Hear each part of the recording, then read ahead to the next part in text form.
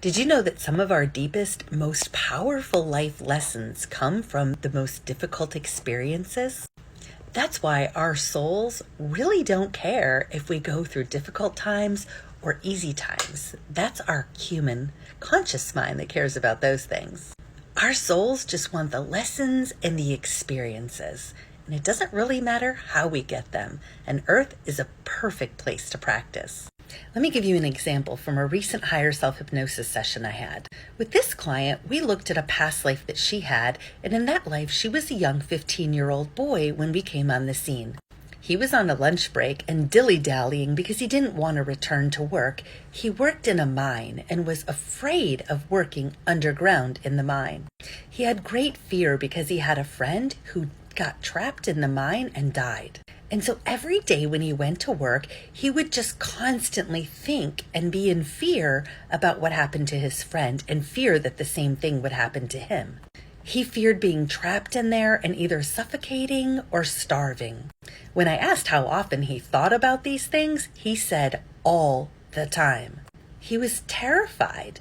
And then I asked him, why didn't you just stop going to work? And he said because his parents would beat him if he didn't go to work. I asked him if he thought about just taking off and leaving, and he said, no, because I don't know where I would even go or how I would even get there. So this boy had two things going on in his life. He had great emotion behind his fear, and then he thought about that thing all the time. Fast forward, and not long after we saw that boy, he did get trapped in the mine, separated from the other workers, and ended up suffocating.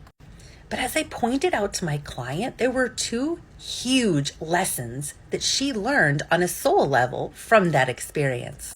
First, she learned that everything is a choice. The choices may not be easy, they may not be pretty, but they're still choices, there's still options.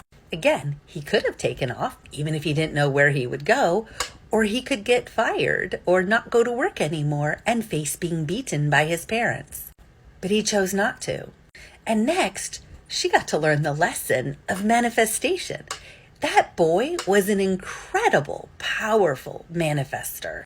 He took something, had it in his mind all day, every day, and put great emotion behind it to the point where he actually manifested it in his life. So that's what I mean when I say some of life's most difficult lessons can be our greatest teachers. And that's one reason looking at past lives can be so fun, interesting, and insightful.